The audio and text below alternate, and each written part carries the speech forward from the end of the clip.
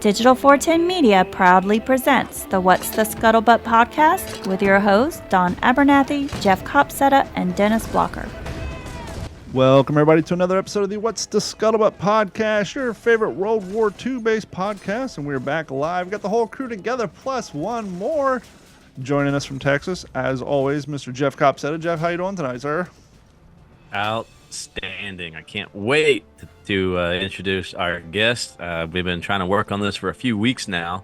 So I think the listeners are in for a good treat tonight. And if I ever get around to editing the video, joining us from the bright side of the moon, Mr. Dennis Blocker. Dennis, how you doing tonight, sir? Doing very well. It's good to be here. The rads are a little high on this end, but oh, look, you make some Fallout references. Go ahead, Jeff, take it away. Joining us for this episode of What's the Scuttlebutt has become a real good buddy of ours and just an unbelievable historian. He's a current airman, service member, and we met, a year or two ago at an event. And, you know, like the people in this hobby, they just tend to stay in touch because we all have a common interest. And, you know, it's a pretty small cadre of people that do reenacting and try to keep World War II history alive. So I'm so happy that Mr. Gerald Caballero, otherwise known as Cowboy, is joining us tonight to talk his reenactment, some of his experiences, some of the things that he's collected, because he's everywhere and all over. He's reenacted in several states and several countries. So really, really excited to hear more about Cowboy tonight. Thanks for joining us, and welcome to What's the Scuttlebutt, buddy. Thanks a lot for having me over. I'm really excited to be here. I really appreciate the opportunity to interact and be able to expand a little bit of my social media presence, and it's definitely a pleasure to be here. Yeah, absolutely. And speaking about social media, we're going to definitely talk about that before the end of the show with your new YouTube channel and everything that you've got going on, and some of the new things that you've acquired. But first, if you could, I mean, you know, when we first talked, I think we had a table display like right next to each other. Yes, that's correct. Down there at Stinson Army Airfield in San Antonio, and you were just showing me some amazing pictures of some of the reenacting you did overseas, and it was really intriguing. And if you don't mind sharing maybe how you got into the hobby, and why you chose to reenact some of those things that you did, of course, not always on the American side, I guess I should say. Yes, that's correct. All right, before I get started, I got a disclaimer that I got to go through. Like you said, I'm an active duty airman, so I'd like to clarify that at this time, basically everything that you hear from me to the end of this podcast is strictly my own personal opinion. It does not represent the policies, support, or sponsorship in any shape, way, or form for the United States government, the Department of Defense, or the Department of the Air Force. Also, like you said, I tend to be a reenactor that fulfill different countries. So strictly my interest in all this is a military historian perspective. It's not ideological, not racially biased, or any kind of other negative, thought process associated with that. Strictly for the love of the hobby and for enjoying, different perspective from World War II. Well, that out of the way, I guess we'll go with how I got started on this. So I want to say I was probably about 8 years old, and my dad had resumed a relationship with his half brother. They grew up apart. They have been separated through living in the same town, but in different households and not really having the opportunity to know each other. And then they kind of picked up their relationship in their 30s. So my uncle invited me over with my dad. And I remember entering to that living room for the first time in my life, and then watching a picture of a gentleman in uniform sitting there in the middle of the living room. The picture for me was very moving, and I immediately got drawn up into the picture. And when I asked my father, like, who's the guy in the picture, he told me, well, that's your grandfather. And of course, honestly, at that point, I have not even internalized that I had a grandfather. Unfortunately, he died in 1967, so I didn't get to meet him or have any interaction with that side of the family.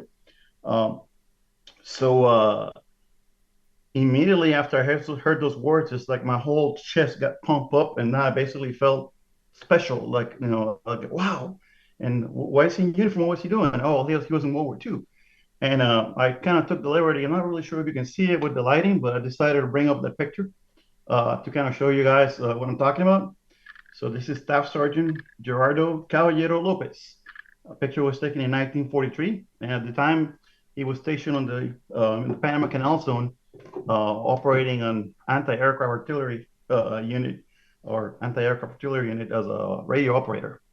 Again, this all kind of research came down later in life when I became more of an adult and I started to get more interested in his service. Pretty much that kind of steered me in the direction of military service. Immediately, I joined the Silver Patrol and I started learning a little bit of what it was to kind of be an airman and getting involved with that type of program. I spent about 8 years. From then, I went to the Army ROTC and I did 2 years to learning how to be an infantry officer, which kind of solidified a little bit of that interest in World War II tactics and from the uniform perspective and everything that has to do with that. Later on, I ended up joining the Air Force. I became an Air Force pilot, went on pilot training in Del Rio, Texas, not very far away from here, where I'm stationed now. And my first assignment was basically the E-8 Joint Stars, which is an air-to-ground platform that was basically designed with the intent of explicitly supporting the Army role. So that kind of kept that relationship with, again, ground forces kind of alive. One day I walked up into my boss office, and he was also a reenactor, and we had no idea, right? Because you tend to focus in your personal career, right? And these are all hobbies that a lot of times they don't come into play in your normal service life. And I picked it up real quick because he had a bunch of pictures that he had gone to Reading, Pennsylvania, and then basically done the Bulge as a Army airborne 506 Easy Company parachute infantry regiment guy. So he had some really amazing pictures with him in uniform, and immediately it captured my interest into, wow, that's something you can actually go do. And I had no idea that there's people that participate in this kind of hobby and this kind of engagement. And so it immediately intrigued my curiosity. So at the time he was reenacting with groups of Florida. So he went ahead and basically gave me some contacts. I started interacting with different units.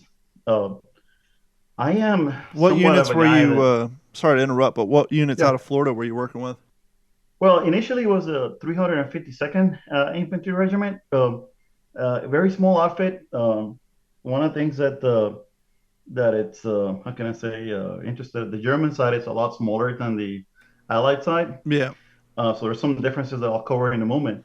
But yeah, out of all the people that I sent emails to, I got replies back with like, oh, you got to meet all these requirements, and we have all this like vetting process to join us. And then the German guy says, oh, you want to come over? Come over here. We're happy to have you. Again, a lot of it had to do with the perspective of how sometimes the negative aspect of this hobby from the German side doesn't carry it out to something that people want to be attached to or associated with. So I can't remember specifically what allied units I actually interacted at the same time, but it quickly became apparent to me that coming in from somebody that has a little bit more military experience than they do, that it was very hierarchy orientated, and at the same time, some of the people that were running these outfits, their impression of how does a military unit kind of works is, in my opinion, wasn't really that accurate. And it kind of left me with a bit of a bad flavor from the get-go. At the same time, the Germans were extremely welcoming, and that's kind of how I ended up a little bit more into that particular unit. Seemed like everybody was interested in teaching me and showing me. Also, if you think about it from the perspective of how quickly you can train somebody into act like an American airman when it's the same culture, it's a lot easier to do than developing somebody from another country. There's a language barrier that you got to work through. There's a cultural development that you got to learn to portray, to try to make you, as accurate as possible in your representation. That created some, I guess, barriers of entry that a lot of people are not necessarily willing to go through. And when you actually show the interest, people are a lot more welcoming to you. So yeah, the first unit that I did was a Panzer Jaeger unit, which is basically a tank hunter. Guys were eager to lend me uniforms, to lend me weapons, to lend me anything that that came in to allow you to like get interested and get a flavor for the hobby. And I think my first event was a tactical event in Ocala, Florida, and they brought in a couple of American tanks, and so the whole process of trying to gear up and sneak up to try to go take out a tank, I found it very interesting from the tactical perspective, and having a certain basic knowledge, from my Army ROTC days on how to set up ambushes and how to do things like that. It made it really rewarding to be able to get involved with that. And so I quickly got some recognition, and then it was interesting because they asked me, hey, we got this magnetic mine. We want you to run over to this tank and go attach it to. And the first thought that came to my mind was my commander getting notified that I got crushed by a tank from a simulated training event. So I'm like, I tell you what, I think I'm going to pass on that. I like where you guys are going to, but why don't you pick him instead of me? Because it's a little safer for my longevity. So I end up kind of getting attached to the unit, but then I decided to kind of do my own thing. And the idea is that I had the interest of perceiving World War II from all different perspectives. So to me, it was easier to be a freelancer, if you may, than being attached to a particular unit. So I ended up getting a variety of uniforms from Allies, British, American, German, right? And it was interesting because I'll be in one event for one day playing with one team, and then the next day they found me in the battlefield in the opposing line, and everybody's like confused, like, hey, what happened? How did you switch sides? And all this other stuff. They end up calling me the cross-dresser when it came down to reenacting. Well, I've been kind of nomad myself for about 4 or 5 years, because when I first started here in Florida, I fell in with the 1st Infantry. But then John left to go work with World War II Armor.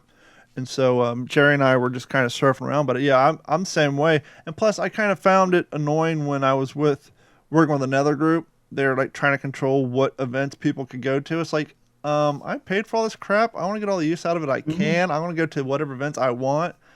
And so I literally just, if I follow the group, I'll literally 3 days in advance just sew the damn patch on my shirt or get a second shirt. But yeah, I kind of like the nomad thing.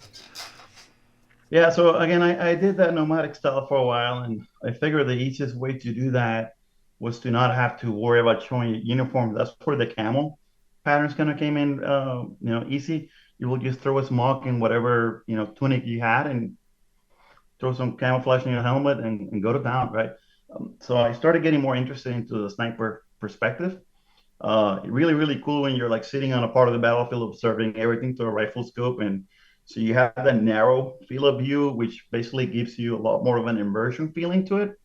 So I really enjoy that. And so I started playing around, like I said, showing in different events. And I played a little bit, like one event has the British paratrooper sniper type, and then I'll roll over and do a German side at the end of the day. And like I said, I got to meet a lot of interesting people and get different perspective from it. And I found that pretty rewarding.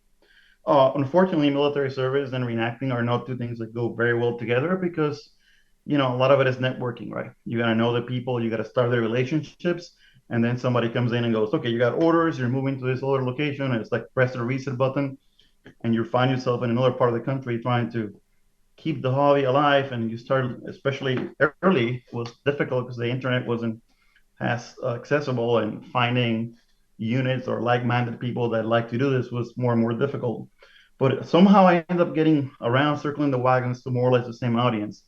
A lot of the time I spent between Texas and Oklahoma, which made it somewhat easier. So then I got stationed in Enid, Oklahoma. And from there, I came across another unit that basically did also German infantry. And these were like, the people I got the closest with. I got a friend of mine that had a German motorcycle, and we did a lot of like interesting impressions. Like, for example, we went out to Ruidosa, New Mexico, went up to another event that they had. So I can't remember what his name, but it was well known. This thing was massive, right? It had a huge amount of land. associated with the event, and up there in Ruidosa, New Mexico.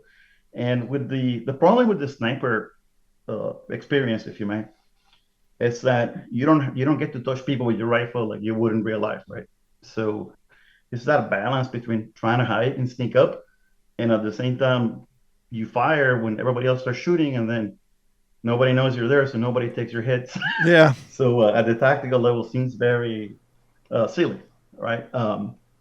But that event was kind of cool because it was wide open, and it allowed us to set up ambushes or put in ridge lines where we can actually see people walking down the path and then engage them from that point on. Remember this particular occasion, my buddy and I, his name was CJ, were perched basically there watching this path below, and I come out with the full of smoke and everything, completely camo and branches everywhere, right? And I approached the ridge line, present the rifle, and quickly, very slowly started to reverse my steps back into the little hole that I was. And CJ goes like, "What's going on? What happened?" He's like, "It's not the Americans. It's a bear." So we basically came head to head with a bear, which we happened to be kind of hunting from a higher elevation, so he never picked up our scents. Thank God. But again, that would have been an interesting thing. I watched people jump into foxholes and basically jump out because there was a snake inside of the same foxhole that they had, they have dug up before. I've gotten Yeah. I've gotten so lucky down here in Florida. I've yet to deal with any wildlife. I did get the feeling I was being stalked by a panther one time, so I just fixed my bayonet. It was nighttime. I was walking back to my camp, but no wildlife. Isn't it crazy? Public events are one thing, but when you're actually out on a bunch of property and a tactical, and you've been humping around for a few hours, and enough time's gone by where you can kind of get into that method actor sense. I've done it a few times where I will flank the enemy, or I'll get myself in position, lay down, get up underneath a log. The whole thing's make believe. We're out there shooting blanks, but the adrenaline and anxiety you get when you're nestled down and you hear people walking up behind you and then past you, and then you're just waiting for them to get about 20 yards, and you jump up and start squeezing off rounds. Yeah. It's crazy how if you allow yourself to get into it, you'll get the nervous twitches and stuff, and it's hard to explain because once again it's make believe. But to that point, we've also heard people like Tom Hanks say one of the hardest roles he ever played was Saving Private Ryan because he's playing this make believe for so long. And to that point, and I'm sure you got the experience when you were playing with the tank. I was at an event where I was doing that, and I could feel the ground rumbling from the Sherman tank rolling up behind me from about 20 yards. And when you're laying there and you just see the ground shaking, or when they're shooting the cannons and you're just looking at the sand bouncing off your pant leg, yeah, they're blanks, but it's definitely interesting to experience, to see, to feel the environment shaking and seeing the impact of just the concussion of the blanks flying over your head. Absolutely. And sometimes people get in the role and they have a hard time disassociating reality to what's actually happening.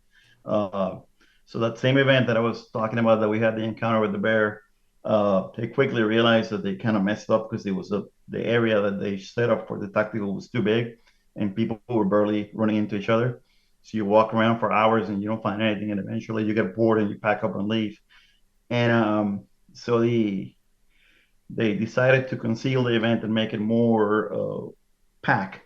So they started using this POW barracks that they basically had set up in there, where German soldiers have been, in captivity after they got captured by the Allies.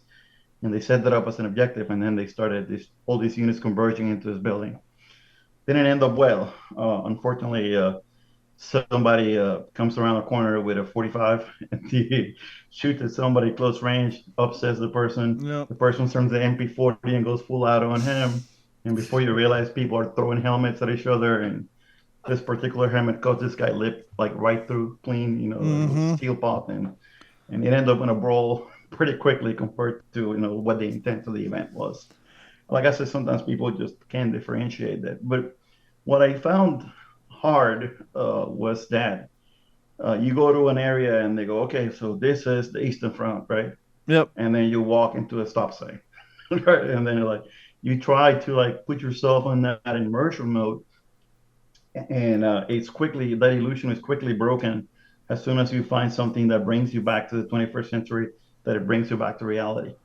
So I participated in certain events, and then I also did a lot of, since I'm in the Air Force, I did a lot of Army Air Corps stuff. I went through a couple of events and ballroom dances and everything that people kind of like they do with Jeff. They'll have me all go over and set up a display, and interestingly enough, so there's a hierarchy in the Air Force, of course, and so you have, like, for example, your wing commander is the full colonel, right, and he's used to walking over to one of these like charity dances or whatever and be like the star of the night, right? And then you show up in your 8 Air Force, Class A tunic, has a lieutenant or a captain, with your wife dressed up in a 1940s outfit, and you steal a shirt from the colonel right underneath his underneath his robe, basically, because everybody's like all around you and everything. So I really enjoy that. On that particular event, I got to meet Jack McNeese, which again, it's very interesting figure, and hearing his stories from him directly with the Filthy 13 and everything else. It was quite an amazing evening. A lot of the proceedings went to charity for veterans and things like that. So it was a really rewarding event to participate. Um, then after that, I kind of finished my tour in it, and I got extremely blessed when the Air Force goes, "Hey, we got news to you," and I got sent to Europe. So I got deployed, or not deployed, I'm sorry, I got a permanent change of station to Germany. That, to me, having experienced a little bit of that German reenactor, it was I don't know, a bunch of like mixed feelings going into it. One of the things that I did is I took all my gear, thinking that, oh, this is Europe, you can't bring any of that stuff back there. People are gonna go nuts with it, and I locked everything up in the storage and left it behind. And went up there as any other American, airman deploying or forward moving to Europe. And about 6 months into it, I realized what a mistake it was, because trust me, reenacting there, it's out of control. There's groups in Belgium that live this all year long. Every Saturday, they have some sort of event going on, right? But it takes you to be able to know people to get into that crowd, right? And at the time, there was a big event that they do around the Battle of the Bulge. They usually invite Americans, active duty airmen, to go out there and participate. And most people know the event has the walk, right? So it's a very long march that you go to. And what they do is, like, every so many kilometers, they actually set up some sort of battle scene to try to give sense to the walk you're doing. For example, they can have an aid station. You go over there, you find a command section somewhere else, and a communication tent or something like that. And so it kind of gives you an experience. And most Americans know of that. They walk the route, they finish the route, get in a car, and go home. They don't quite know that there's a lot more thing what meets the eye. Well, so I got invited to this other event in Belgium that had to do with a B-17 crash cycle. The B-17 aircraft was called the Joker. And the people of this town in Belgium, they're so appreciative from the sacrifices these airmen did during World War II, that they have a really nice monument there with the propeller of a B-17 sticking up in there, in this mount. And so every year they do an anniversary. So they invited us over. Unfortunately, a lot of times you'll see that when the military, like public affairs section, they interact with the local community, the message kind of gets confused sometimes in terms of what you're really going for. So this bunch of Americans show up on there like we're going on a field trip. And then we arrive and we realize that it's a memorial ceremony and that it's very solemn, and we're all kind of like in shorts and t-shirts and wondering, like, how did it go wrong with the communication? So we made a point out of it, and we figured the next year we're going to make it a lot better. And of course, we show up with a bus full of active duty airmen, all wearing blues and everything. And I decided to give it my own little spin, and I got my old Air Force impression that I quickly picked up when I was there from different vendors in Europe, and I show up as a B-17 crewman with some of the equipment that I was able to find and everything. And man, it was such a rewarding experience. I got pictures with children surround me. I got all kinds of community engagement, and it's something that they never seen in the years before, and it really established a huge amount of shine to the event. It kind of went something like this, right? The organizers were thanking the mayor of the city. They were thanking, the American colonel that was in charge of the whole brigade, and that's basically me at the end of it, at the start of the show. simply because I brought the spirit of the Joker crew over to that event, and Wow, that's awesome. really, really cool. But it not only that, it gave me a lot of contacts in the community, which is what I was needing for. And so I got an invitation to go participate in the Bulge. I asked around; everybody knew about what the Bulge was about, but I did my best to portray American on this particular setup. A lot of it because I was concerned, because at the time I was stationed on a German base. I had a German commander, and we all know how politically sensitive all this could be. The last thing I want to do was screw it up and upset people and get kicked out of the assignment and sent back to America before it was my time. So I was really being careful with this, and so I reached out to an army garrison that was in Holland, but pretty close to our base and the German side, and they put me in contact with this other person, and this other person turned out to be a German reenacting unit because somebody messed up the emails, and I end up on the German side again. So I was like, okay, well, might as well do it. Why not, right? I also had the problem that because I left most of my gear in America, I had to start from scratch, financially speaking, and we all know how expensive that could be. Well, I was going to say, So, nothing's heavier than wool and canvas, so you're kind of at this realm of, is it cheaper to ship all my crap from overseas or buy it here, which leads to my next question. Over in Europe, are there more reenacting vendors compared to what we have here stateside? oh yes, definitely so. But again, you need to know where to find those events and how to get exposed to it. But the problem is that anything that it was American driven, how much you think is a fair price for like an M1 steel pot helmet? Nowadays? Yeah. Talking front seam, swivel bail, helmet without the liner. Let's not get into this with just as basic as you can possibly make it. Okay, front seam, swivel bail, no liner, $65. Okay, great, awesome. You go try to buy that in Europe at the time. This is in 2012, 2014. Yeah. Oh, this is an American helmet. It's 900 euros.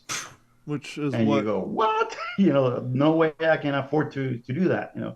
And then again, the euros to dollars conversion doesn't help you either. But somehow you flip it around, and now you go try to find German stuff in Germany, where people are just getting rid of this stuff because they don't want anything to do with it. Not to mention, we've all seen the post-war video where they're taking the helmets and turning them into colanders. Oh yeah. So it's a lot easier to find gear, right? Because again, that's another problem. It's like you got a German unit in the States, right? Like you guys earlier were talking before the show started about Jeeps, right? Like how many Jeeps were made, right? So anybody can find a unit with a Jeep these days in America, right? Mm-hmm. How many Kubo wagons have you seen around? You mean a Volkswagen right? thing? Yeah. So now in Europe, a lot of that stuff is more prevalent. So you have the ability to experience the German perspective in a way that you're not on foot. That it's not 3 Germans against 25 Americans, Mm-hmm. and a little bit more of an actual even playing field, and a little bit more with access to vehicles and everything. So in a way, I'm very happy that it kind of worked out that way. So moving forward, I went ahead and bought the basic kit that I could possibly do for the Bulls ride. Got my tunic, I got my wolves, I got my boots, and then of course it's winter, Bulls, snowy type, so you want to have your winter camo. So I have my smock and everything. And it was interesting because I went to a German vendor and I picked up what I needed at the basic price. I ended up spending about maybe $400 total and everything. I don't have a weapon. That's another part of it because in German regulations, I cannot have access to a weapon. But I'm sure you guys have probably seen the vendor Denix. Yeah, I have a Thompson from over Spain there. That they sell some replica firearms. So those you can find in Europe pretty easily. So I went ahead and bought an MP44 replica that I can kind of walk around and blend in. Like I said, I was a little bit concerned. This is important part of the story, that I didn't want my face out there and I didn't want to be recognized to what I was doing. So I had that little feeling of doing something upload type of stuff. So I got my balaclava and basically the stuff just to stay as neutral and as gray man as possible. And so I made my contacts to email, had to translate a lot of French back to English until I finally was able to get an address to go to this event. Interestingly enough, the event was the same day that I have an Air Force function. That because of my leadership position, I couldn't afford not to go. So I'm sitting on this like dining out ceremony, just waiting it to be over so I can run to my event. So I finally finish, and it's about midnight when I arrive at the address that they gave me. Right. Oh, and of course, I'm not going to drive from Germany to Belgium into finally the Bulge area and the Ardennes dress up as a German soldier. Not a good idea. Right? So what I ended up doing is just show up in CVs, and I packed everything up on a German duffel bag, and off we go. And so I show up and I arrive in this village called Cobru. Um, the name kind of had a resemblance to me, but at the time it didn't make sense what it was until I started relooking at the original Call of Duty game. There was a battle between this village called Recogne and Cobru, where the Germans were fighting the Americans in this area. So I probably recognized the name from the map exposure from the first Call of Duty game that I played. So I show up, and immediately as I'm approaching this village, it starts to get a lot darker compared to the other villages around. Uh, Look like they have taken any kind of like modern life and literally swipe it out of the village completely. You couldn't see modern cars outside parked in front of the houses because they were all clean out. Some of the signs were covered that actually show you a little bit more modern stuff, and everything looked like it was back in 1944. Nice. Wow. And so I approached this intersection where the address and the GPS they take me to do, and of course I'm like good cowboy. I'm riding around on my Ford Mustang convertible in Europe, right? Which I stick out like a sore thumb, and so I'm arriving at this checkpoint, and there's a whole sentry box in there with the German guard, right? And Oh, of wow. course he's ignoring my Mustang, and anything that has to do with the modern times is in full character, right? And I get up there and I lower my windshield, and he goes, "Guten Abend, Papier, bitte," which basically means, good evening, papers, please. And I go, "Well, I don't have any papers to give you." Say, "Somebody sent me this email to be here." And he goes, "Oh, you're the American." And I'm like, "Okay, yes, that's me." And he goes, "Well, why don't you go forward to this intersection, turn right by the Panther tank. There's a church." And he goes, "Right there's where you need to report to the captain." And Oh man. he just waits me off.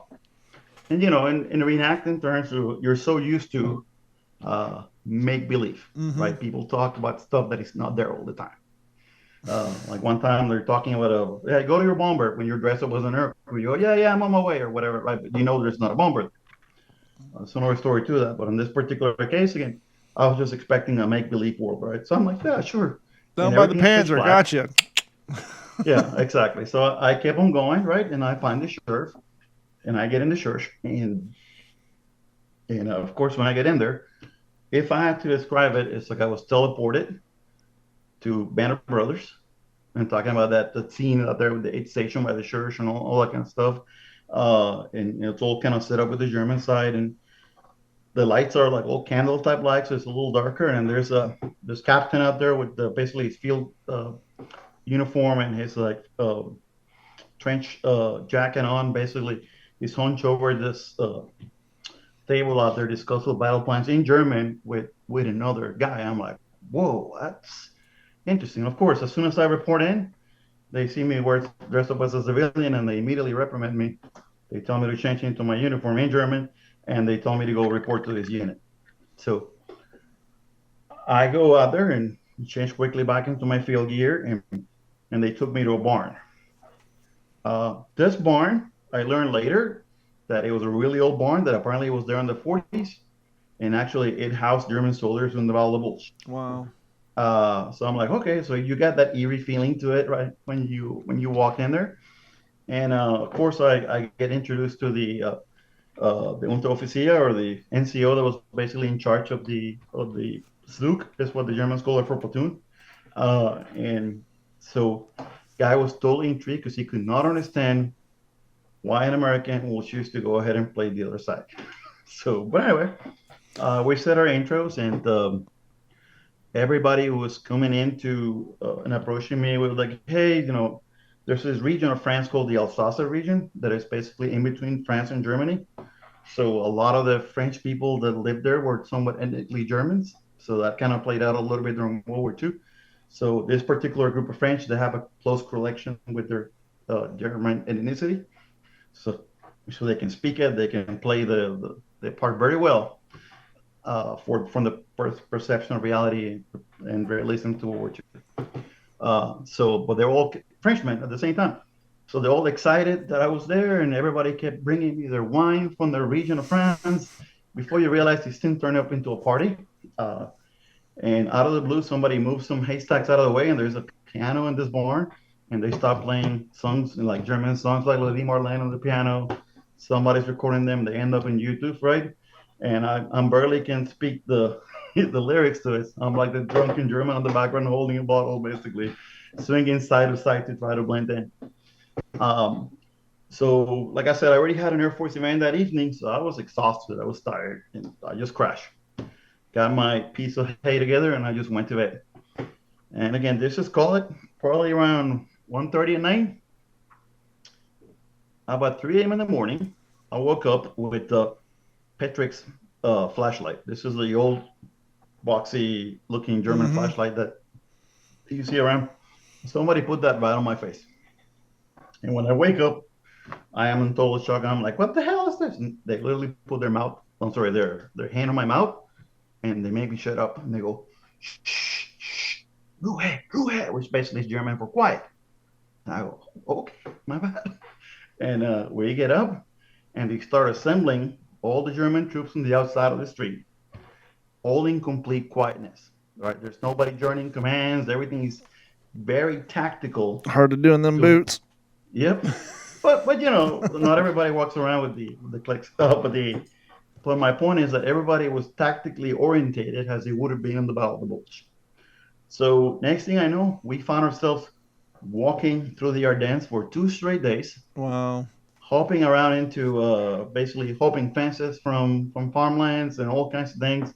And this whole time we're actively trying to avoid detection from the Allied units that actually have set up checkpoints, and they had jeeps going around trying to find us. And I mean, we're walking around at all like 30 in the morning, washing the snow, and then washing all this like steam that wakes up in the morning. I mean, that wasn't as realistic as you could possibly make it. I don't know what could be other than being there. That's amazing. Let me ask you a question real quick. Sure, of course. Yeah, So your whole reason for leaving your gear back in the United States was this concern about the possibility of not meeting local policies as far as symbols, badges, and things of that nature from the war. Were there any sort of restrictions on what type of German patches could or could not be displayed on the uniforms in those regions? Well, so for lack of a better term, no. For the most part, if I have to describe it, is of course is all forbidden in Germany. Yeah. Right. If you're inside of German land where I was actually living at the time, you cannot have any of this. It was frowned upon, right? At the same time, if you go to Belgium, it was a free for all. Now, what made it somewhat interesting is that at the same time there was still some impressions like SS and things like that they still have that how can I say that stigma associated with it. So people actively kind of choose not to portray that. And we see that here too. Very rarely do you see somebody walk around in a SS uniform. And if you do, even the Germans are like, what the hell is that guy doing? Yes, exactly. So a lot of it, but what it did, it provided a very rich sense of the German army, because there were people willing to do jobs in the German army that were not necessarily old infantry, like clerics. There were people doing nurses. There were all kinds of other things associated with that. German Air Force and all this other kind of stuff that you don't normally see in the States, right? Because everybody's either infantry or paratrooper, if you're an American, and that's about it, at least from my perspective. Now, so this event goes by, and what made it really cool is, like I said, I've been walking around with this giant piece of metal on wood that looks like a rifle, but it's nothing like a rifle. So, like I said, culturally speaking, there's a lot of nuances that go into representing a German soldier that you just don't learn in America. Like, for example, the Germans from basic training, they're taught if like you're running around with your weapon, you don't hold it like this. You hold it with one hand by the barrel and you kind of run like that. Reason why they did that is so that if somebody watches you run on the horizon and they cannot determine what side are you in, they only see your silhouette. They know by how you're carrying your rifle, because it's so unnatural to do. They know that you're a German soldier, not a Russian or an American or something like that. So immediately after I showed my platoon, I got yelled at because I'm carrying it like an M16 instead of carrying it like even though it's ergonomically set up for that way, they were purposely geared into doing it a certain way. So again, that level of realism you can't buy, in a normal American unit, unless you find people that are knowledgeable. So yeah, so again, we spent 2 or 3 days hopping fences, hiding in plain sight, trying to set up ambushes against certain things. I quickly realized that the tank was not make believe, that it actually existed. Couldn't see it that night because it was dark, but they did have a Panther tank. And watching this line of German soldiers around this farm line Sunday. So again, the Americans come in Saturday, they do the march and they leave. And a lot of times they don't even know that Sunday there was a big battle event that was happening. So that event that actually involves blanks and involves a stational fight, which I could not legally do in Germany because I didn't have the equipment to do that. Sure.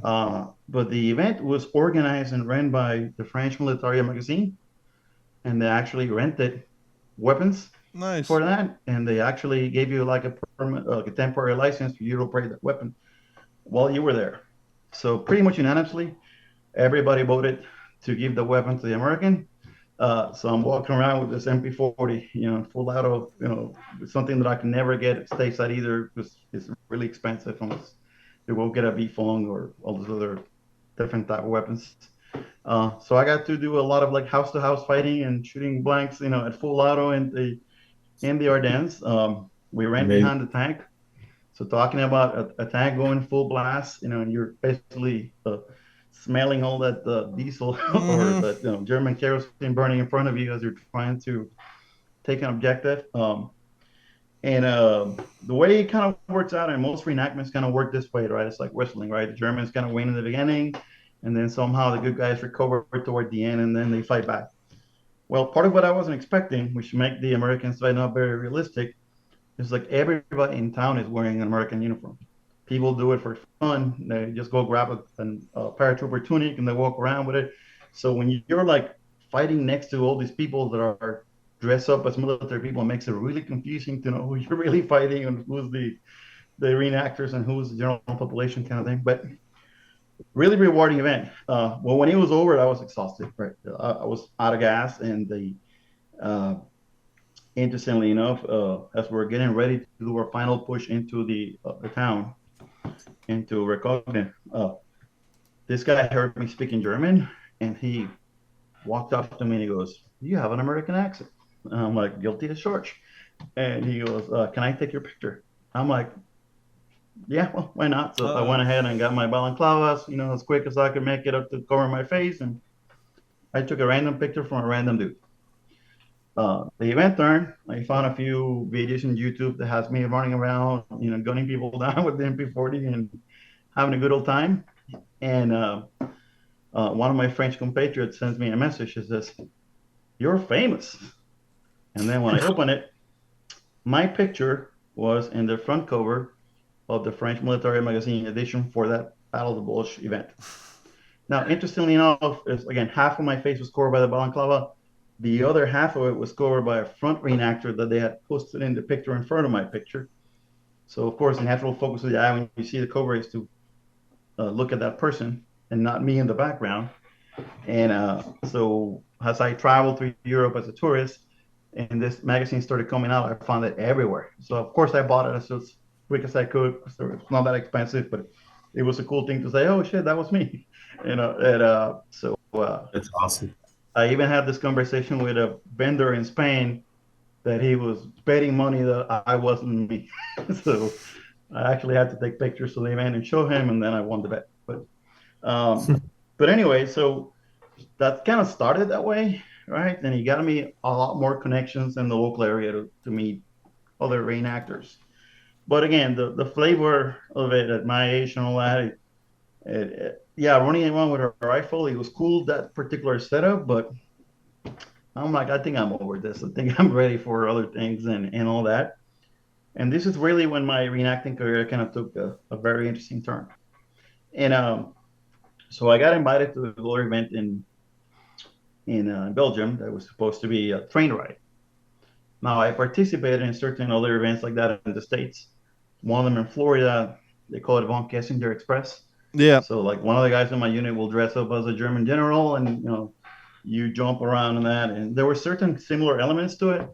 Like you would buy a ticket, and that ticket will give you like a fake passport, and with that passport, something were ready to trick German security that, and you could get picked up from the crowd and arrested. What made it interesting, of course, the people that do this are actors that are blended with the crowd. Yeah, I'm actually taking over that event this year. Oh, really? Yeah, I've Very done it cool. for the last 4 or 5 years. Megan Art just retired, so me and Paul are taking over the Allied side. We're actually just talking about it today. Yeah. So Von Kessinger is still around. I'm glad to hear that. It was a great event, especially doing it with that train museum. So effectively, on that Von Kissinger Express, I actually, again, I was doing the sniper thing back then. It was kind of frustrating because kind of cool that you get to interact with the people face to face while you're in the train, right? And so I was the lookout, right? And from what I remember, the way how that train ride was going, there was a dialogue that had to happen, Mm-hmm. and then everybody was waiting for Von Kessinger to say a particular line, and that's when the battle broke out, right? So we're waiting for that cue to start the fight. And again, I'm standing there as a sniper with the rifle in my chest. I got binoculars, and we make it to this last station that had a bunch of uh, railroad carts around us. Mm-hmm. The end of And the the line. American soldiers that were out there, they were not doing a very good job about hiding themselves. Yeah. So they were clear as view. You could see them. And again, I'm supposed to be the watch. And the way how the event was played out, I had a couple of like haystacks, blocks, I guess. I don't know how to call it. I think that's Bales of like, hay. yeah. So they were all kind of stacked up in there. And I was supposed to fight from the platform as a sniper and then kind of like push those things out and then kind of fall on top of them and take my death that way, right? So again, made it very interesting because I can see them as clear as day. The audience could see them because they were not doing a good job concealing themselves. And there was this particular little kid that I'll never forget. He was like, "Hey, sniper, can you not see the 5 Americans that are behind that particular cart?" Is this? Are you blind, man? Yeah. So I had to put the binos and start looking to another direction. Well, waiting for Von Kessinger to say the phrase. He finally did. And again, we were talking earlier about books, right? And reading books. So a lot of times you end up picking up nuances and tactics from stuff that you read in books that most people don't know. So if you know anything about the Carabiner 98 or the K98 German rifle, it holds 5 rounds. Mm-hmm. So one thing that I read in a book is like you put all 5 of them and then you squeeze them down real hard and you take a 6th round, go straight in the chamber. And while you're holding them down, you lock it. You lock the bolt. So what this makes is basically allows you to temporarily hold 6 rounds on the rifle.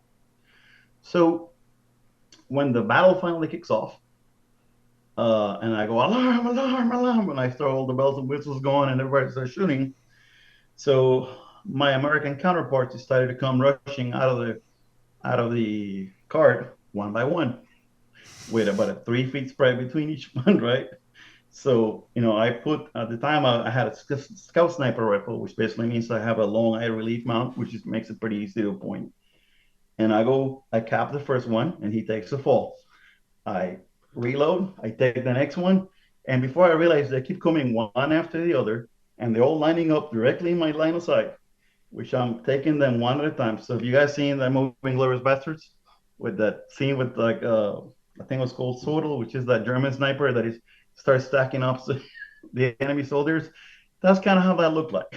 So, and again, I keep on engaging the weapon and putting it to work, and then the smart guy was the sergeant. The sergeant had a Tommy gun, and he was counting shots. Right.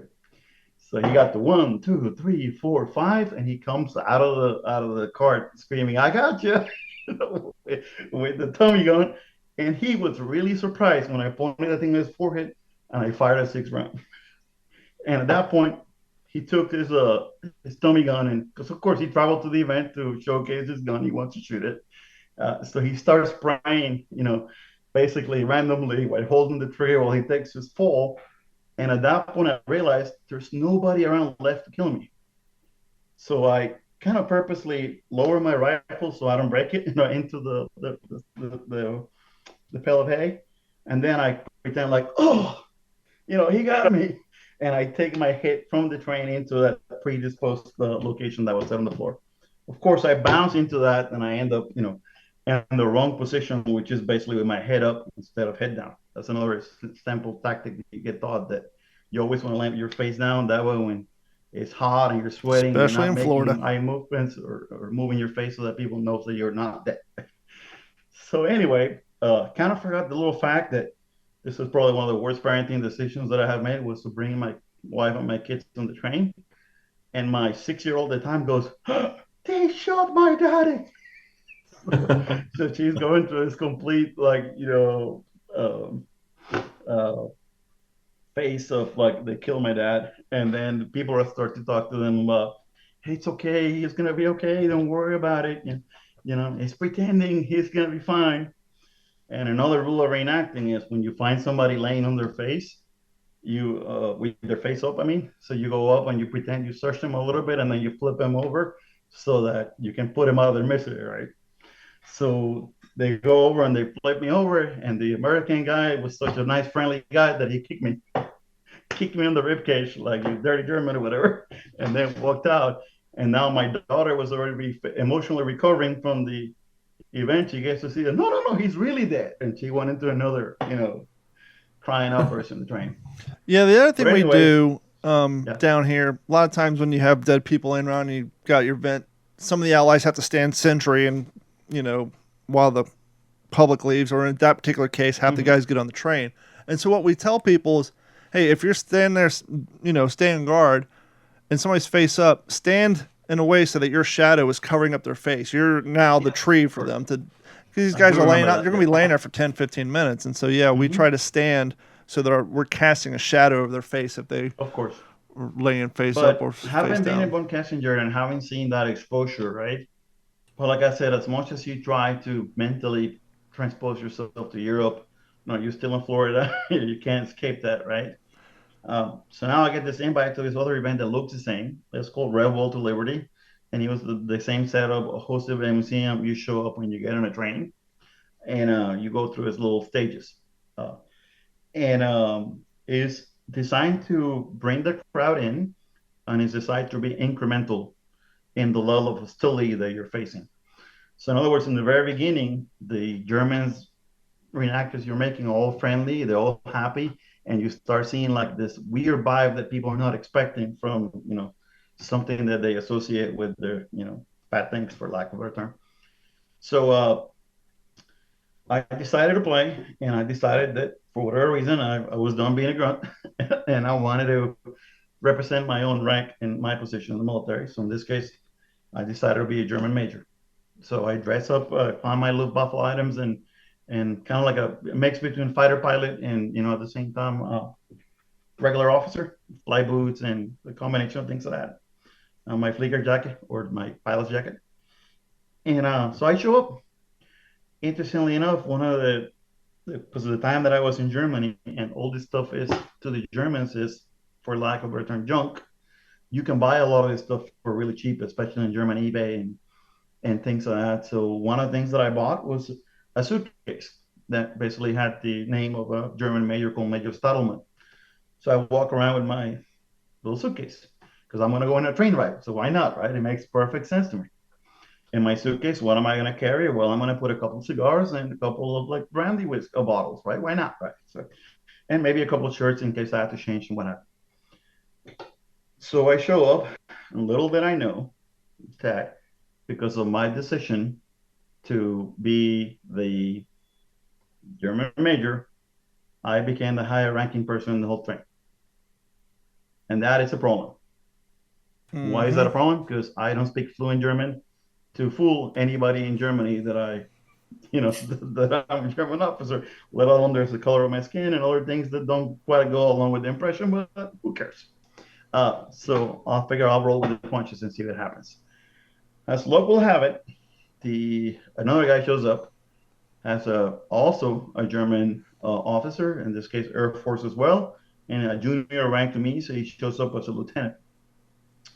Also, another couple guys show up as German enlisted Air Force dudes that were supposed to be operating this flag gun that they put on top of the train.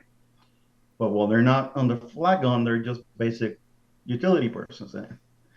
So little did I know that in Von Kissinger style, they'll go ahead and put me up on their antique car. They parade me around with the German officer being my executive officer and the two enlisted guys being my assistants. And they're going around, walking around with my suitcase and everything and my trench coat and everything. And kind of like, again, like I have my whole staff, you know. So if I could have planned this thing, it will never come out this way. It just kind of happened to fit perfectly. And of course, I go get in the train, and my German counterpart, he's actually not German. He's from Holland. He's Dutch, and he's also an English teacher. So it makes it perfect because he can communicate with me. So he can relay my instructions, for the event to run and all that. But now I quickly realize that I get in the train, and I am basically in a car surrounded by people that are watching my every move for at least an hour and 15 minutes of this train that is going. So how do you fool these people into like your character, into your persona that you're trying to portray? Well, let's say that I knew enough German to get myself in trouble. Like I could find the restroom, I can order beer, and I could have a yes or no conversation. So that's exactly what we did. So my German counterpart, which is fluent in German, he'll go into his long monologues, right? And then purposely leave each particular sentence at the end of his monologue open-ended that you can answer with yes, no, maybe, perhaps, or later. So he will go blah blah blah blah blah blah blah. Stop. Oh, Axo, which means like, oh yeah, and then it's like keep going blah blah blah blah, and you go Feelish, which is like really. And we did this for an hour and 50 minutes. We fooled everybody in the train thinking that I was fluent in German, so everybody was buying it. I had no idea what the guy was saying, but we went along with it. In fact, the staff of the event were so moved by the whole personification that they let me open up my brandy bottles and start drinking whiskey or brandy. They let me smoke cigars while on the train. I think it was the most, interesting gentleman conversation that I had no idea what the guy was saying, but it was fun. So, like I said, it goes through certain stages and it keeps getting more and more aggressive or more in your face as you continue. So we get to the next station. Apparently, some of the passengers were supposed to be either French resistance or Allied airmen that were trying to hide, and of course, it ended up with this chase going on the tarmac, and this other guy capturing a British airman. And now this is when the rough guys start to get in the game, right? And they come up to me and they approach me and they ask me for my permission to search the tank. And I go, kind of like carry on, and they go around, they do their thing. They found 2 or 3 more guys, and yeah, to my surprise, they put him up on the side of the railroad tracks, and they started impersonating or representing an execution at that point. And at that point, I'm like, my Lord, what the hell did I get myself into? Because this is starting to get weird and political, and I'm trying to like somewhat distance myself from this event, but now I'm stuck with it. I got to run with it, right? So it keeps on going, and we finally get to the final battle scene. And I managed to stay more or less in character 99% of the time until we were approaching the American lines, and they had hot whistles basically set up in there. And this is when I realized the Belgians are totally not World War II. They actually put explosives on the railroad tracks, right? And they time it so when you get the explosion from the hot whistle, it blows up on the tank with a second later or something to give you the idea that there's traveling and movement. And once that explosion goes up, it feels like the whole train lifts up from the ground and it falls right back in. And of course, I ran out of character and I go, oh shit, that was crazy, in English, not the German persona that I was supposed to be portraying. Interestingly enough, I managed to take a quick break to go to the restroom during the train ride. And I figured there was a battle, and I figured that I had some sort of role to play. So I closed the door in the bathroom, I open up my phone, and I look up Call of Duty commands. If you guys know, the game kind of like was staged and had voice actors going into it. So I was able to find the script of all the German commands that were given during that thing. And I learned a few of them, and then I yelled a couple things during the battle. And of course, eventually the Germans die, and I end up surrendering my Luger, my fake German Luger, basically to the American commander for the, to signify that the event is over. I think when my time was done in Europe, I surrendered the Luger probably 7 times. So, but it was very interesting to go through it. Uh, then I got to the last part of this event, but I got to tell you a little bit more before I get to the last story. So the event was over. I go back to Germany, and I got an appointment for another event in Luxembourg. I go to the event in Luxembourg, really chaotic from my perspective, because I got instructions to go to a place, and this is when you start seeing a little bit of the double standard, right? And you got to understand that it takes a lot of effort and work to actually create this impression, to bring it forward. And of course, people don't value it the same way that they value an American impression. Luxembourg was the first time that they do a World War II event, and over there they actually have laws that somewhat suppress symbology and suppress a lot of this stuff. So a lot of people didn't really know how to do it. So they end up taking the German reenactors and putting them up on a trailer park. While at the same time, the American victors were drinking champagne at the castle. Not talking about riding open white horses and doing all this kind of cool stuff, but yeah, double standard. Fortunately, I had an issue going out there. I blew up a tire. By the time that I fixed it and showed up at the event, I was already late. The event was about to start. And there I am arriving at this trailer park. So I go ahead quickly and change into my gear. And this guy that runs the trailer park quickly realized that I'm part of the group. And he shows up in a golf cart and puts me on the back. So there I am, right into battle with a Panzerfaust, a complete, camel smock setup and everything, a fake dummy, MG MP44, and a golf cart. So hey man, if they had it, they would use it. Yeah, I'm sure they would. Right? You got to do what you got to do. Well, we drive around the forest. I mean, it's like way past the road and way past the average stuff in it. And I'm sure you've seen in Europe those on the movies like this train overpasses. They're all kind of covering like all green. It looks like you're in the forest kind of thing. So we turn right into that underneath that underpass, and it's like the complete media outlets of Luxembourg. They are all there, right? And I show up. I get out of my golf cart. I pull my balaclava up and along with the hoodie, and I run off into the woods. So the first woods that I could find, the closest one. And I'm running around, and I start seeing foxholes with Americans on it. And there was a Dutch guy pretending to be American, kind of oxymoron, but he tells me, "Hey Jerry, the front line's over there." so I turn around and then go over and find my German unit that I have signed up with. Interestingly enough, in Luxembourg, it was a different composition because there were ethnic Germans playing around with this. Now, I'm not talking the French guys from Alsace that are French. I'm talking about guys from Switzerland doing it, guys from Germany that travel outside of Germany to go do that. And so the level of realism, it was top notch, right? And of course, I show up and I find what appears to be a lieutenant, and I go to Morgan Helloinen, and he just basically calls Antretten, which is like the full in command, and everybody kind of gets in line, gets formal real quick, and he starts to give the instructions of the battle. And I start saying, "Hey, hinter the Gebäude," which means like behind the building.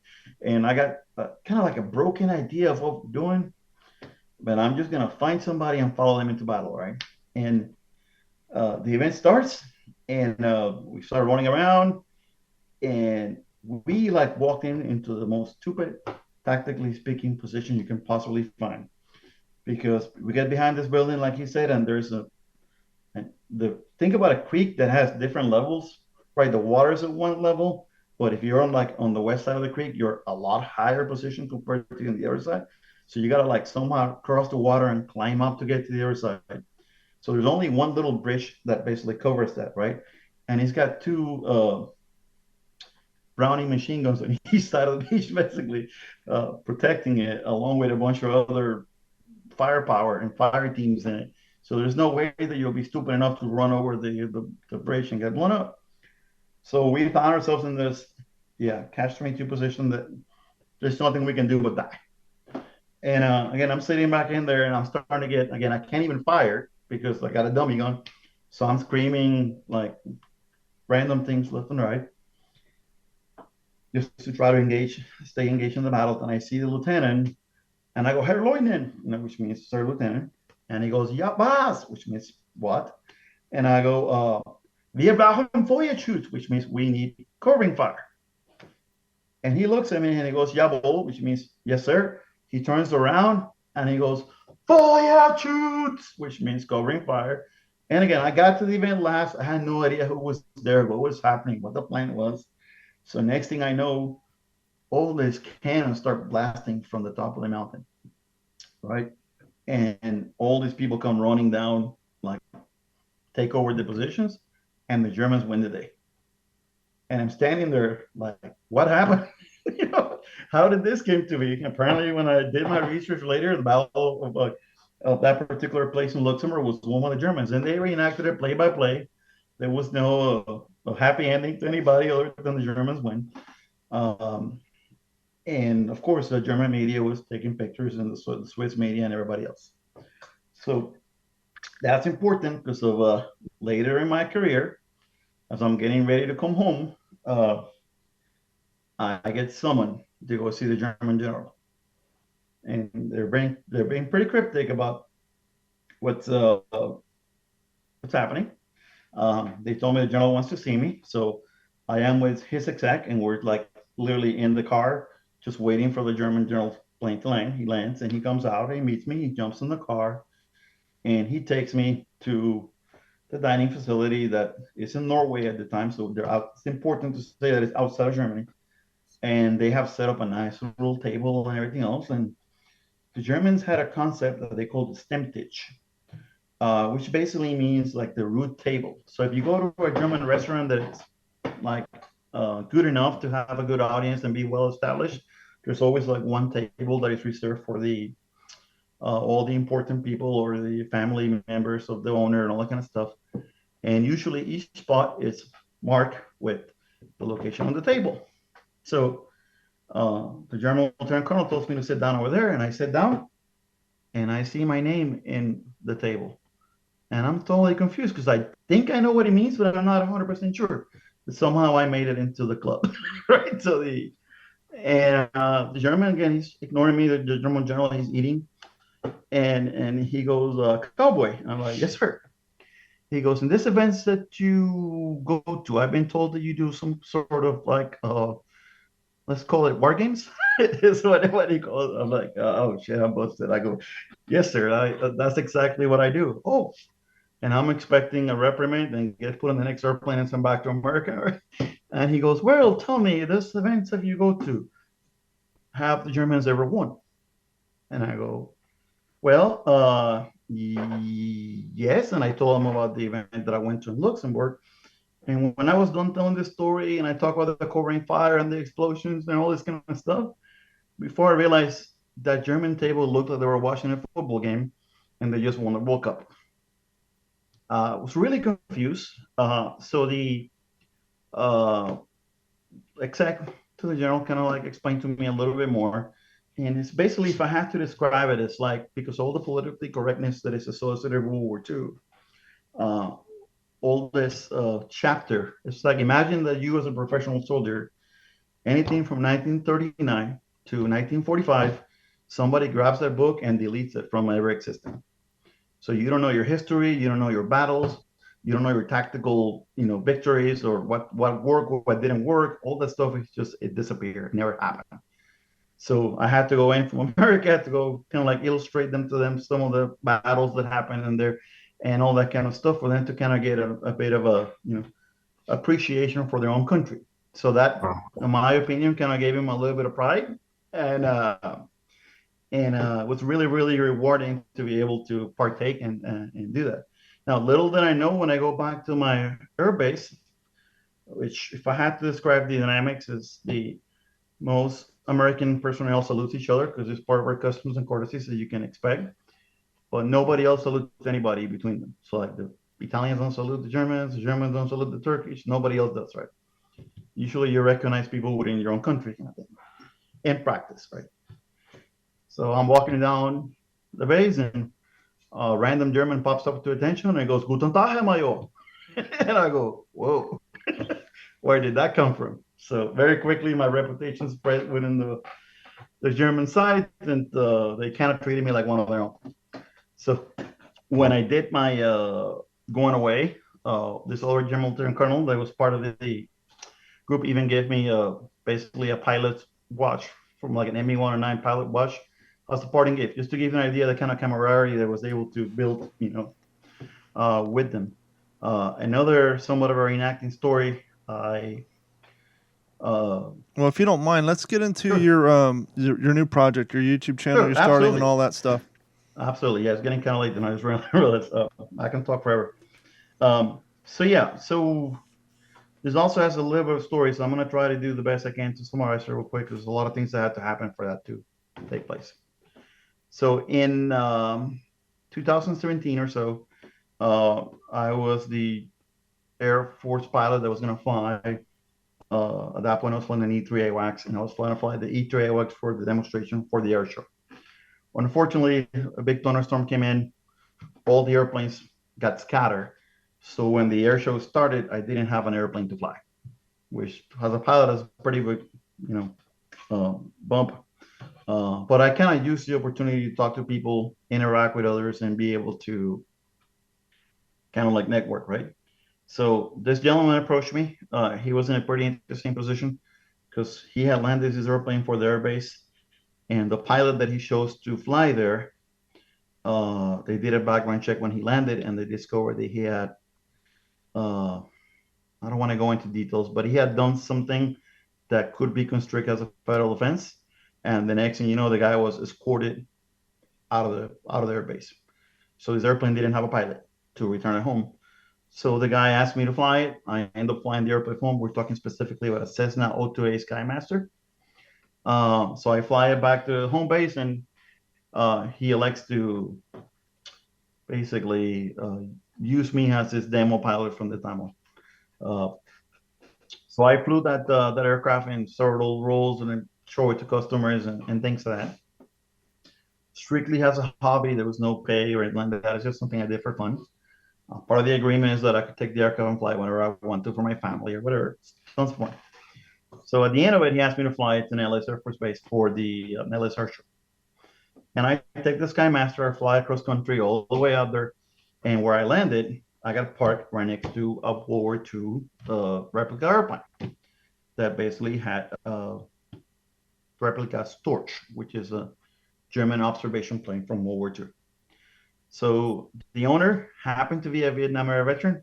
Me showing up with that particular airplane made an instant connection. We kind of became friends from the get-go, and as the event came up to a conclusion, we stayed in touch and decided that he was going to set up a huge World War II event in California. It had to do with a place that it used to be George Air Force Base. So imagine that you have all these houses as a part of base housing. I can't really understand the details, but something along the lines of like tanks crushing houses as part of this reenactment. He wanted to fly on the backseat of his own airplane to be like the German commander calling the shots from the air. He wanted a pilot that he could put on the front, so he asked me to go do it. So I'm like, sure, love to go do that. Unfortunately, life intervened. I got sent to Afghanistan. So I was doing what we call pre-deployment training before that event happened. And so I couldn't go. And somewhere along the lines, he was taking off. He had an issue, and he had an accident. And that's about all I can say. But he was nearly tragic. He luckily survived, right? So I did not know this until pretty recently, that I came across, decided to go search his airplane, and I came across the accident investigation report and all that other stuff. And I reached out and we established communication again. Along the process of doing this, he's sending me a lot of information from his own airplane. And there's a reference on one of the articles that he wrote, because the guy was an expert for that particular airplane in the States. And there's a reference to a project on the bottom part of the article that I happened to ask, hey, what came up with that project? And that particular project was a replica Focke-Wulf 190. The one that was being referenced in the article was a wooden fuselage with some other aspects to it that when I started talking to this person, I quickly realized that it wasn't the same Focke-Wulf that it was listed in the uh, description.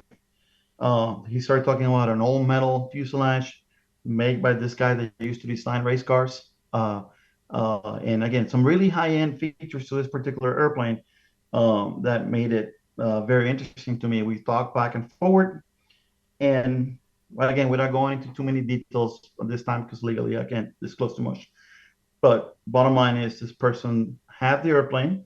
It belonged to a friend of his that had passed away, unfortunately, due to a battle with cancer and some other stuff. So because of his previous accident, he was not in a position to be able to restore it and fly it. And so he passed the torch to me. So interestingly enough, where I'm at right now in my career, I am in a situation where I'm a transitioning military veteran. So I kind of have one foot in the service and the other one is getting ready to go out. So that means that there's some financial transitions that have to happen. That of course is not probably the best time of my life to be able to generate, the income that I would need to be able to restore an airplane. But I felt like this is something that is an opportunity that I couldn't pass, and I rather secure it, right? And then basically, after my transition to the civilian sector is done, then I can focus on it. So specifically, we're talking about a 3/4 scale Focke-Wulf 190 replica. Was made somewhere in the 80s, like 1986. Flown a few times. Unfortunately, had bad luck around, and so we were able to go to California, pick it up, and then bring it over here to Texas. And we're currently working the restoration process to get the airplane airborne. So, to my knowledge, and again, I could be wrong, I only know of 3 replica Focke-Wulf 190s that are scale projects built as experimental airplanes. Now, there was a company called Flugwerk that made 1-to-1 scale replicas on it with original German tooling and original German equipment and all this sort of stuff. But those usually cost over 1.5 million bucks for an airplane. So you don't see them around. People buy them, they fly them around a couple of times and put them up in a museum. It's not the constant stuff. There's about 2 original ones one is about to be finished. The other one's already in Seattle, which is I don't know if you know about the one that they crashed in like near Leningrad. They found there in a forest and then they restored it here in the States. So again, these are really unique airplanes that you can't find anywhere. But on that league, let's call it the 3/4 scale replica airplanes. There's 3 of them in the States, and I happen to have one of them as part of my team. So in order to support that transition, I started a YouTube channel called Cowboy's Vintage Wings. Primarily, it has to do with warbirds and aviation. It's a mix of my experiences as an airman. It's got videos of my airplanes that I've flown, sometimes in the Air Force, sometimes in deployment. Also warbirds with the local civilian community that I have to play. There's videos of the Cessna 208. There's videos of the Skymaster. And we're starting a series of like documentaries or short little documentaries that are designed to generate interest in World War II warbirds. So I would like to take the opportunity to again hopefully invite the audience to come and support me. At this time, I'm only interested in generating subscribers to generate the support for future projects. Eventually, I would like to get sponsors, because what we're looking to see at this point is a goal, because unfortunately I have to get the aircraft airworthy first, and that is quite a tasking. We need to change the engine, we need to change the landing gear retraction system, and do a full conditional inspection to get the aircraft airborne. Money wise, we're looking, and again, this is just rough spitting numbers. We're looking between 80,000 to 100K just to be able to get everything that we need to be able to do it safely. And of course, that's going to take a lot of effort. And I figured that I started as a community effort to try to get the aircraft going. And then that brings the problem with all those challenges that I talk about being a German reenactor and the stigma sometimes that you carry and all that kind of stuff. It's like, how do you make the people get behind a project like this and support it, right? Kind of hard to go to a German restaurant and be like, hey, would you like to support my World War II German airplane, right? With German markings and all this kind of stuff in it, which is not going to go very well with the representation. So last time I met Jeff, actually not the last time, well, maybe last time. There was a bad day. I think Dennis was there too, portraying a German soldier in bad weather, so airplanes didn't come to his flying, right? And Right. maybe Jeff can talk a little bit about it too. They started doing an impromptu scene in which they're dealing with an airman that got shut down, and then he's acting like the German soldier capturing him. So that particular reenacting scene, it was very simple, just hastily made. They made a great job out of it, and it saved the day for the people that show up there to go see a show, right? Because there was nothing else going on. And in the middle of me watching them interact, another pilot that landed there from the Commemorative Air Force, he steps next to me. And, sometimes I believe that, God works through people and somehow they come over and they talk to you about something and it sparks an idea that creates a project. So when this person showed up and talked to me, I'm looking at Jeff and I'm looking at Dennis, and he goes, have you ever heard about Bob Hoover? And I go, yes. And he turns around and leaves. We talk a little bit more later, but if I ask him, probably he will not even remember having the conversation with me, I guarantee you. So what do I mean? So the idea was to try to set up a show, a reenacting show that takes lessons from things like Von Kessinger Express, that basically incorporates the people into the audience, into the crowd, into the participation of the event. So Bob Hoover is a figure that he's well known in the airshore circuit. The guy was a World War II veteran, and he did some amazing things when it came down to his airplane abilities, right? Like he would show up over the airport at 6,000 feet on a civilian, two-engine airplane, and we'll shut down both engines. We'll start doing a complete aerobatic routine on it, and then land and park the aircraft in a spot that he already predetermined with an X. I cannot even do that with the power running, let alone with no power. So again, it's incredible, right? The ability that this guy had. So he was well known for that. However, a lot of people don't know his World War II story, which is really what I'm setting up to go tell. So the story that he came up with, he was shut down in 1943 and became a POW.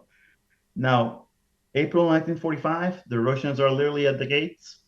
They're about to liberate the POW camp that he's in. We're talking about almost a week is all he's got left in captivity. If he just keeps his head down and stays out of trouble, he should be able to make it. But that was not good enough for him. So he did something pretty heroic in which he organized an escape out of the camp with some other POWs. And ultimately, 3 of them managed to jump the fence, taking advantage of the low guards that were available, and takes off into the woods, right?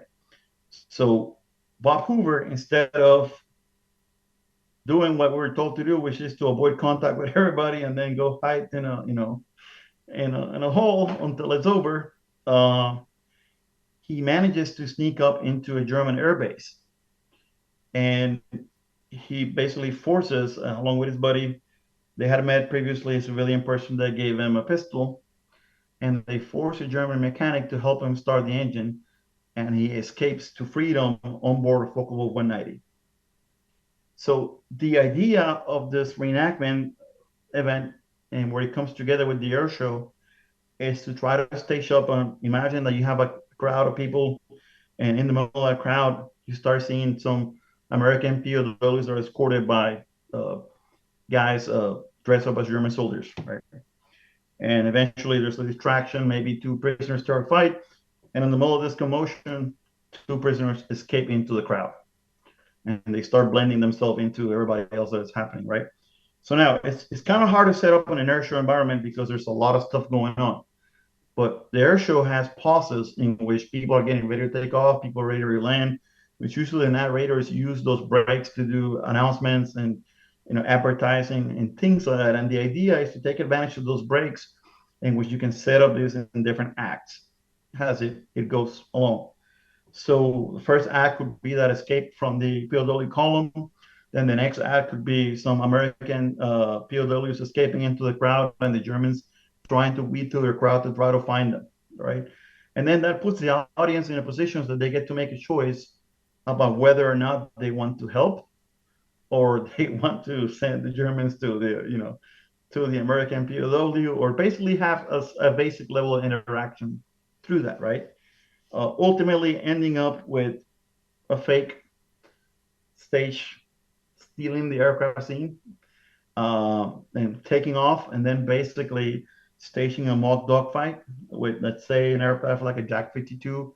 That way you bring the Russians also into the mix, do some sort of a small aerobatic routine where Mr. Bob Hoover does his amazing flying skill, gets to escape the contact, and then basically land the aircraft back in the airbase, pop the cowling, and have Old Glory, good old American flag sticking out of it victorious. In a way to represent the triumph of the American spirit, that indomitable valor and courage that our U.S. American airmen had in World War II, over basically overcoming amazing odds that were against them. So as soon as Bob Hoover took off, he realized that as a pilot he was in a world of hurt because he didn't have a parachute, he didn't have the ability to radio anybody where he was, and the fact that he made it to the American lines and crossed them without having a P-51 Mustang, having him for breakfast was extremely, lucky. So again, really some high-end, incredible odds that he went through.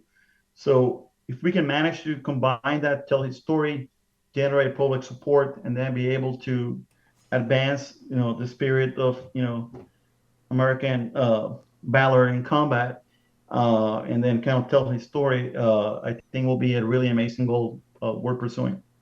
So it's something that I'm trying to set up as a retirement project when I'm completely out of the Air Force, and maybe even in the future start generating partners to be able to support it. So I do really wholeheartedly appreciate the opportunity to be here tonight and then tell the story about it. And I look forward to continuing interactions with your team. It's really been a pleasure, and I'm really excited for what the future holds. And I know that if we can combine our intellects and combine our spirit, we can actually make that happen, and not only make that airplane fly, but also be able to tell his story. And if you guys want to help Cowboy achieve his objective, primarily start off by getting subscribers on YouTube and viewing his content and getting the word out, head over to youtube.com, look for Cowboy's Vintage Wings. And as always, you can head over to WTSP-WorldWar2.com, click on the link on the homepage for this episode. You can find all the links, contact information, and everything else for Cowboy. Cowboy, other than YouTube, do you have a social media area you want people to go track you down? Facebook, Instagram? Yeah, I could be fun on Facebook. It has Gerald Caballero. That's more of a personal, account, but I'm always willing to, take in friends and stuff like that, especially because I casually use it sometimes to advertise it. Eventually, we'll be moving the platform over to Instagram, and also probably starting a Patreon in the future, maybe even a GoFundMe. But for now, again, we're just kind of building the network slowly to start making the connections. And as I transition out of the military, then I'll be fully engaged into expanding that presence. But again, I appreciate the opportunity big time.